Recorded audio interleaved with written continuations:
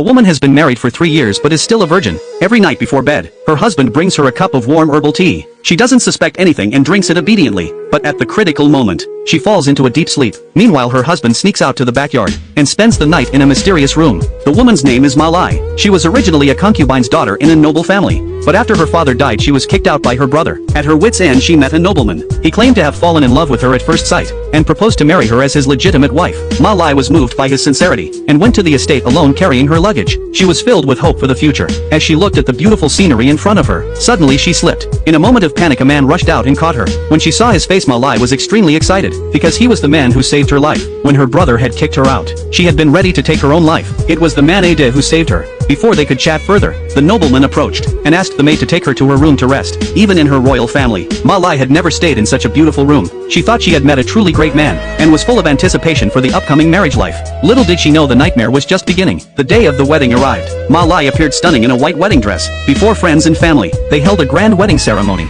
Later that night, on their wedding night, the nobleman thoughtfully poured Malai a cup of flower tea, saying it would beautify her skin, and also warm her body and improve her health. Malai without hesitation drank it obediently. Soon she fell into a deep sleep. Once she was confirmed to be asleep, the nobleman quietly left her and went to the backyard to spend the night in another room. The next morning he returned to lie beside Malai. 3 months passed quickly, and Malai had no idea that she had been spending every night alone in an empty room, while believing her husband was caring and gentle. Until one day her best friend Joju told her that on their wedding day she overheard the old nobleman say, if the nobleman can't produce an heir, he would donate all his property to the temple. It was then that Malai understood. The nobleman didn't marry her because he loved her. She was just a means to bear children. But what could she do now that she realized the truth? She couldn't go back to her family, and could only try to have a child, hoping her new family would stabilize. The maid Huajia found out that Malai was worrying about not having a child, and immediately took her to see the famous fertility goddess in town. Unknown to them, 2 men with ill intentions were secretly following them. They owed money to the nobleman and couldn't pay, so they planned to capture Malai and use her to blackmail him. Fortunately, the nobleman received word of this in time and rushed to the rescue. He hated being threatened.